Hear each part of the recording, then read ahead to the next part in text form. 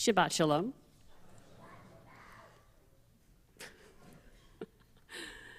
I was so excited to give this sermon until when I sat down to write it, and I hit a big wall. I was excited because even though I have been a mother for the past 6 years, this is the very first time that all the stars aligned and the schedule was worked out, and I finally had the opportunity to give the sermon on Mother's Shabbat. So understandably, I think, I was very excited. But then I sat down to write. Literally, I sat at my computer, and I just completely blanked. It would have been funny, it wasn't, but it could have been funny just sitting there staring at my computer thinking, I don't know what to say. I'm a Jewish mom. This should be easy. Nothing was coming to me. So I did what I usually do in that case when I'm sitting there and nothing's coming. I think, okay, well, what do I have to say about this subject, generally speaking? So I thought, okay, Jewish mothers. What do we think about Jewish mothers? I could think of several things, but they weren't very nice. I thought of a lot of stereotypes. Stop me if you've heard it. How many Jewish moms does it take to change a light bulb? None, because it's fine. I'll sit in the dark. Oh, Jewish mothers, there's always nagging. You don't write, you don't call. They always sound like they're from the Bronx, which I don't understand. And when they finally do see you, it's, oh, look at you, you're all skin and bones. All I could think of, sitting there, I could just think of stereotypes, just jokes and stereotypes. So that's all I had to work with. And I was like, well, you know, Sarah, what do you have to say about that? And so I actually did some thinking, and I did some digging, and something occurred to me that I'm kind of ashamed to say I hadn't really thought of before, actually, even though I've been a Jewish mom for 6 years. Because you got to ask, why do people say those things about Jewish mothers? All stereotypes have to come from somewhere. All stereotypes are rooted in something. And if you dig at stereotypes, you arrive at some interesting conclusions. Because I don't think there's any stereotypes about Jewish fathers. No one says, oh, you know, Jewish fathers, they're always asking, did you bring a jacket? I mean, some might do that. But it's not a stereotype, you know. It's Jewish mothers, we say, who do that. It's Jewish mothers who complain when you don't check in when you get there. It's Jewish mothers who will just sit in the dark rather than complain. It's Jewish mothers who worry you're not eating enough. But if we dig into those, you know, those jokes and those stereotypes, what do they tell us? Because they're all kind of telling us more or less the same thing. Jewish mothers care. God, Jewish mothers, we care so much. We worry all the time if you're cold or if you're hungry. We worry relentlessly if you're okay. We worry constantly about your safety. The stereotypes about Jewish mothers are not born from some kind of softness or weakness of character. It's the opposite. It comes from our strength. The strength of women who give and give, but never give a clue as to truly how hard it is, who toil and sacrifice and protect their children. And we've always been this way. The prophet, so thousands of years ago, the prophet Ezekiel, he said to the men of Israel, Ma'im chalaviyah, what a lioness was your mother. Rav Sabatok Firim, among the great beasts, she reared her cubs. Jewish mothers are definitely lionesses. Because even when life is hard, and for our people that is so often, we are ferocious when it comes to our young. We are brave. We are boundless. Jewish moms are tough. I look at my own matrilineage, but I know if you look at yours, you can see similarly. I look at mine, the women who came before me, and I know where my toughness as a mother comes from. My father's mother, she raised 2 boys with just a high school education after leaving an abusive alcoholic husband in the 50s when that just wasn't done. You talk about tough. And her mother, my great-grandmother, she immigrated to this country as a child. She learned a new language, a new way of life. She made a life here. And it was a hard life, a life of poverty. And then in her old age, she uprooted everything to make Aliyah, to follow my father and mother to Israel so the family could be together. And then they all moved back to the States again. Talk about devotion. My mother's mother raised 4 kids on my grandfather's fairly meager salary. And then she informed him that they were going to move to Israel in the 70s, a country fresh out of wartime. You talk about brave, is my grandmother. And I think of my own mom, who recently informed me that she watches all my sermons, so we're going to try to get through this without looking at the camera.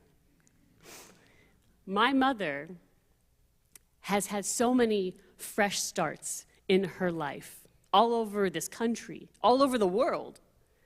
She dedicated her whole life to my father's career and to us, her children, me and my brother.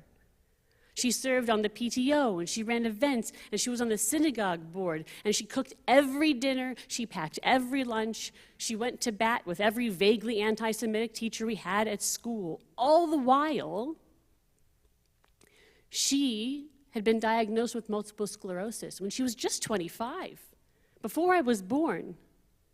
And when I was a kid, I saw the toll that it took on her, the toll the medications took on her, the toll that every flare-up took on her, that my father so lovingly cared for her through.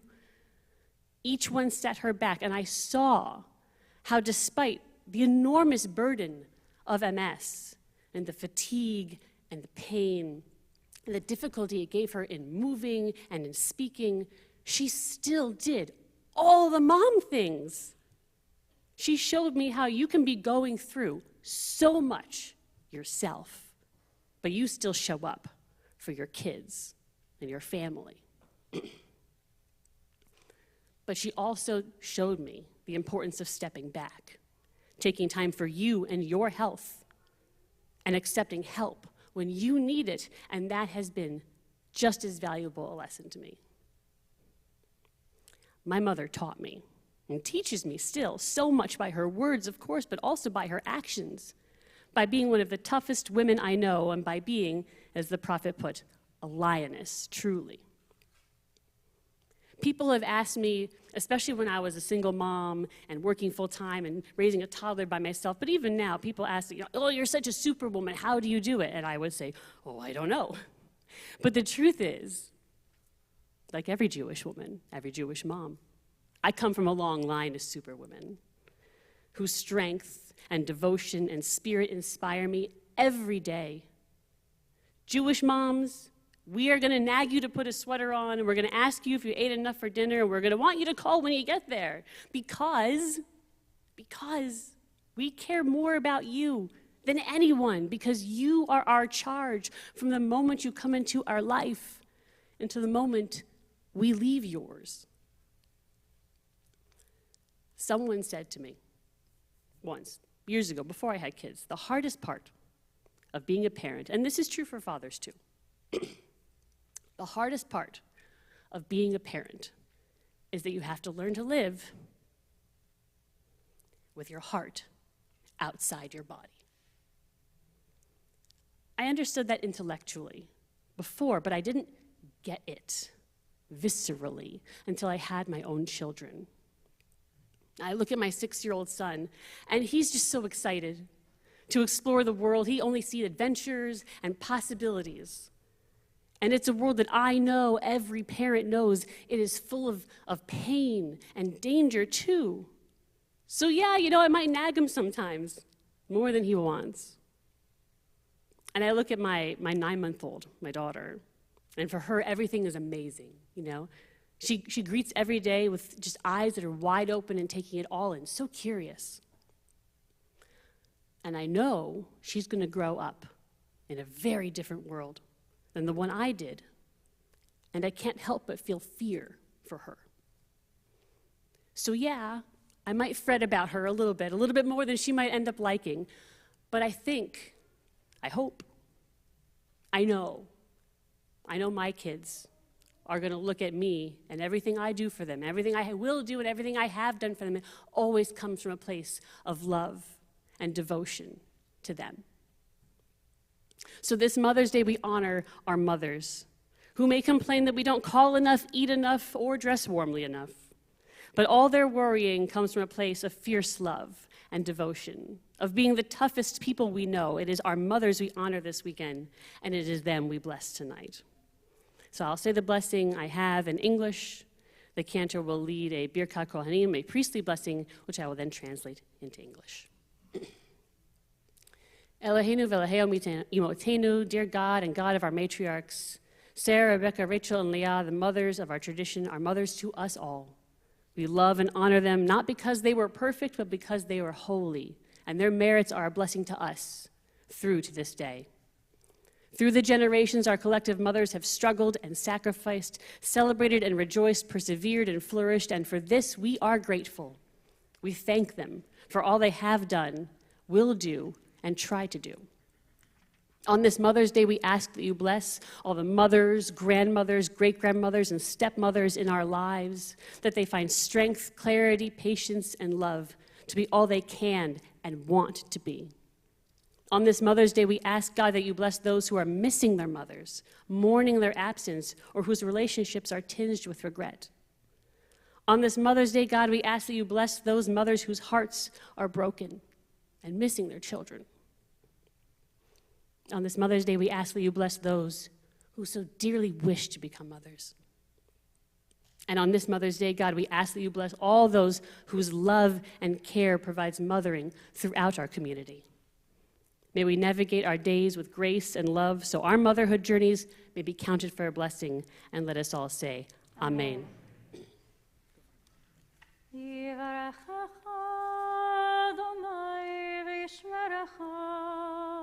May God bless you and protect you.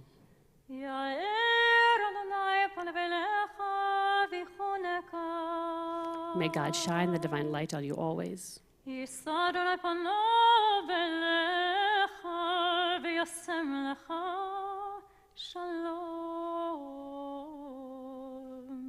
God grant us all, and especially the moms, the most precious of blessings that of shalom, peace. And let us all say, Amen. Shabbat shalom, and happy Mother's Day. Shabbat shalom.